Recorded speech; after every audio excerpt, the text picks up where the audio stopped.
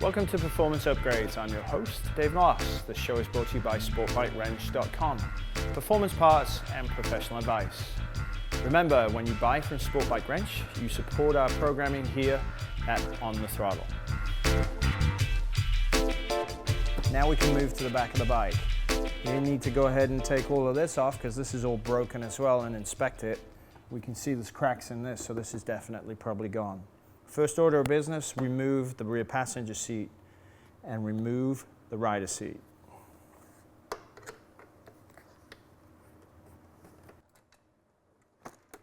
Obviously you'll need the key for the rear seat. Now we come up against our next kind of fastener that we haven't seen before, and these are pull pins, not push.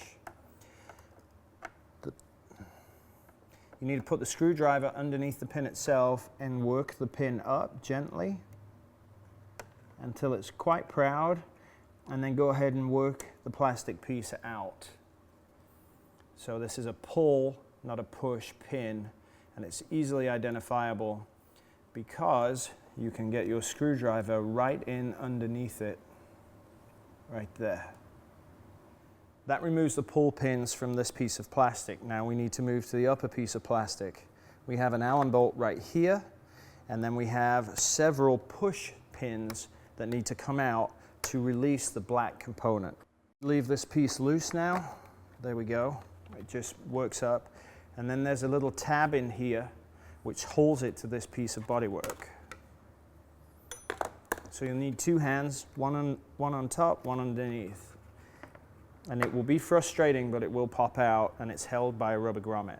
Next, we want to go ahead and remove the top blue plastic piece. So there's some fasteners here. We have one missing here because this is broken, but we have another, just a regular Allen bolt. And then there's two on the other side, so we'll remove those. So our bodywork's nice and loose, but there's something holding it up here. So what we have are push pins. We have two of them, one on each side. And now our piece will come off, and it can go ahead and join the pile.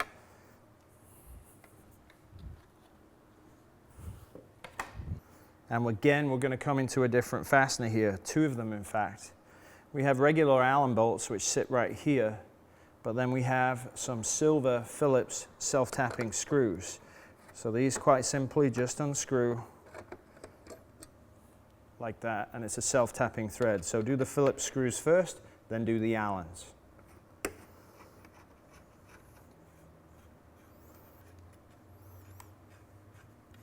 We'll go ahead and sit this down, but again, we need to put all the screws back where they came from. So remember, your bolts go into the subframe, the self-tapping screws go into the plastic.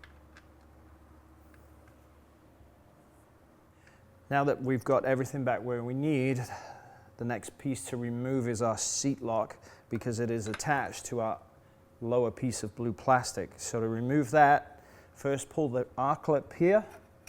Go ahead, set that up there. And then there are two Allen bolts here which will allow you to remove the mechanism.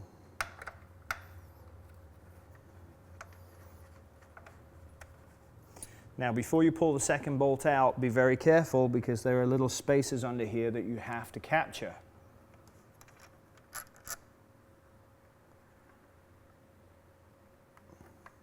And it's still in place, which is this little white one, so you can't lose that. So make sure that goes back in its spot.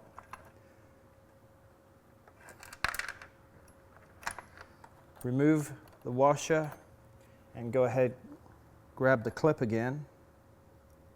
Put the clip through, and then take the arm off and put that to one side. Next thing to be removed is our seat lock itself. There's a little clip here which needs to be pulled backwards. That will just come right out of place. Go ahead, manipulate the lock itself, pull the plate up and out of the way.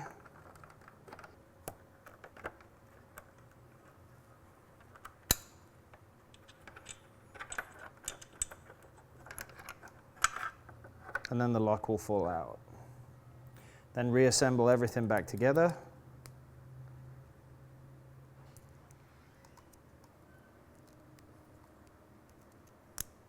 go ahead and set that to the side.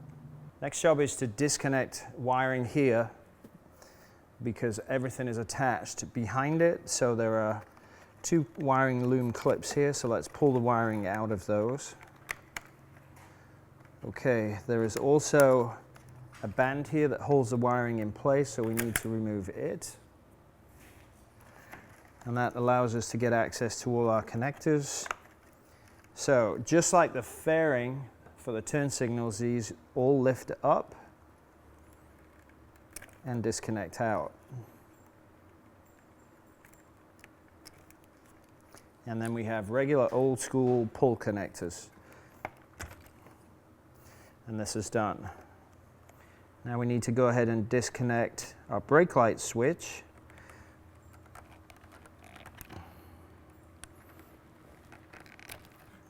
And that's done. So now our tail unit is loose.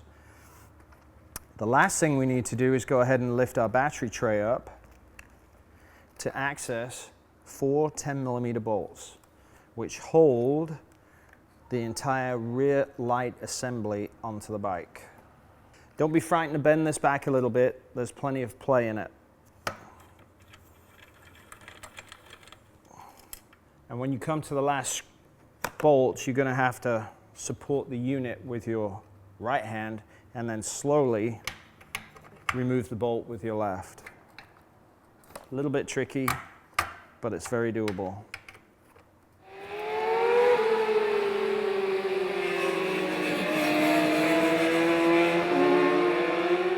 Now that that's removed, we need to go ahead and loosen the wires up, make sure the wires are free, bend our plastic back a little bit, remove the wires from the routing locator, which is basically just a piece of metal that they go through to hold them in place.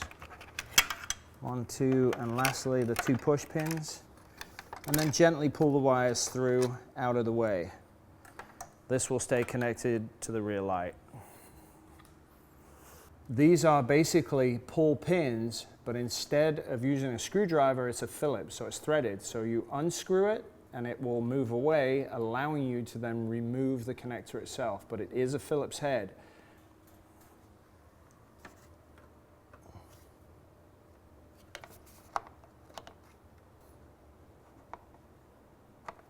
We have all the fasteners off of our lower tailpiece.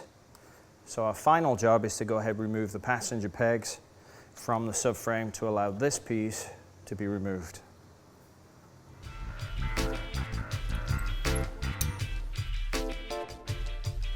We have a lot of stuff. Most of our fasteners are back on the bike or in the body panels where they belong. So now what you have to look at is a couple things. One, what are you prepared to live with in terms of damaged parts? What is an absolute throwaway, has to be replaced? And then what's in great condition?